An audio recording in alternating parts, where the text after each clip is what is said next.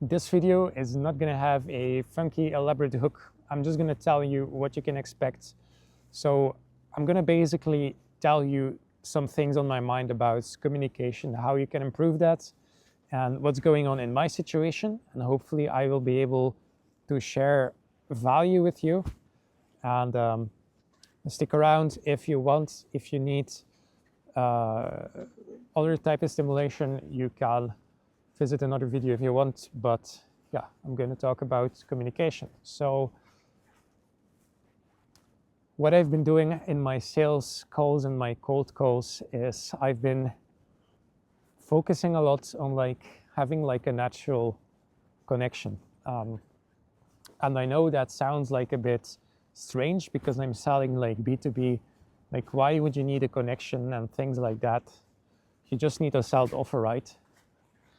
And that's a valid perspective, but I think it's a limited perspective, because I think if you can show to the person on the other hand of the line, like the business owner, this person at the end of the day, right? And I think if you can communicate with them in a way that shows that you respect them, shows that you can handle yourself in a cold call, or an interaction, right?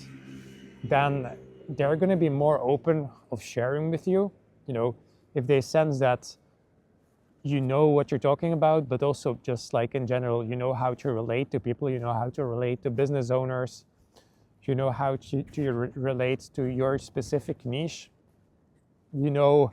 just kind of what's going on their mind, so you can be, sensitive or whatever to that. And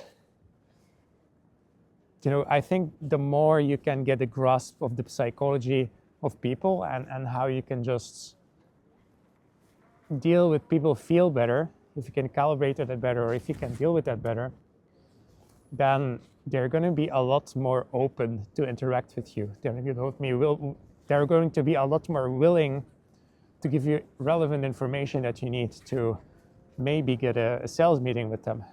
Or if you're in a sales meeting, they're going to give you a lot more information that you could use to close a deal with them. So I think even in B2B, psychology is super, super, super important always in sales. And obviously it's not the only part, right? Some people also tend to exaggerate this, because at the end of the day, you still need to have product knowledge. You still need to also have knowledge of their business, of how you can help them.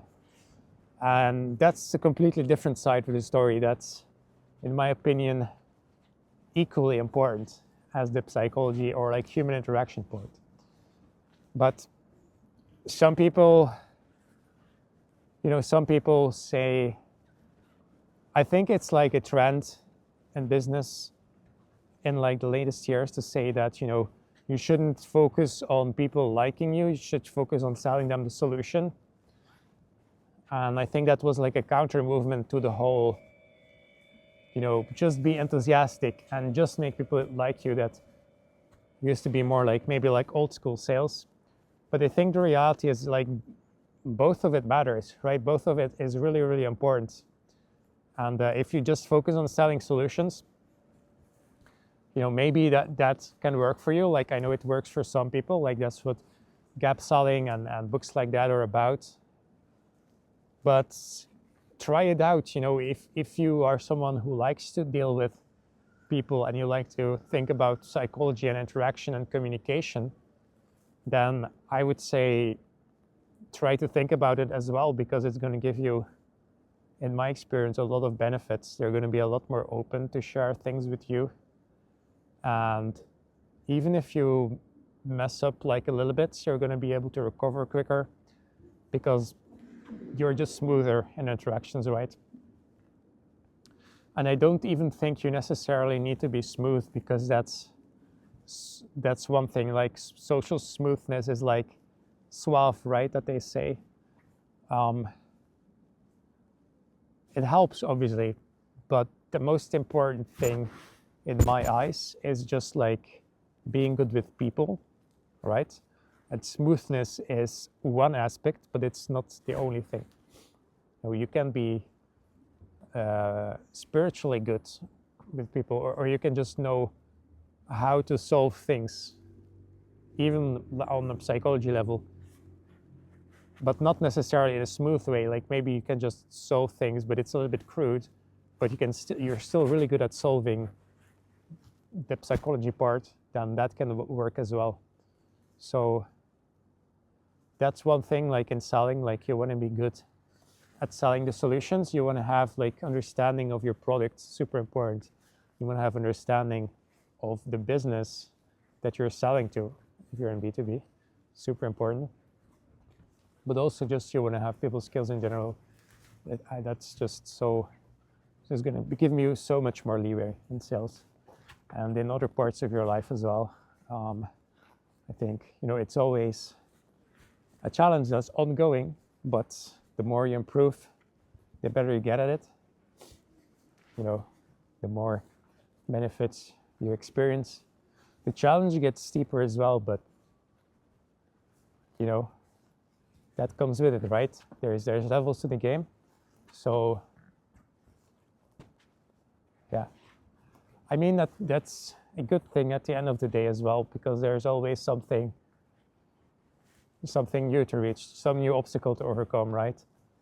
So it can feel a little bit like annoying sometimes. Like for me, sometimes I don't like every obstacle that's in my way, but it's like a mindset thing as well, right? You want to be able to adapt to the obstacles that are in front of you, because you don't just need to overcome the obstacles that you think you'll need to overcome, or that you won't just need to overcome or do the challenges that you want to do. You also need to overcome the obstacles that come your way that you haven't thought about, or that maybe you don't even like, but you need to deal with them. And that's going to be a mindset thing. You're going to need to deal with that, right? You're either going to need to go through them and solve them, or you're going to need to find like a way around it.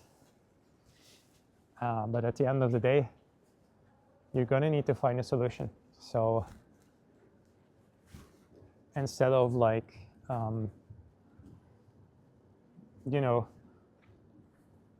instead of like only thinking about the challenges that you want to solve, focus on obstacles that are in front of you, even if you don't necessarily like those obstacles, but that is the way to improvement, right? So it's all about having the right mindset.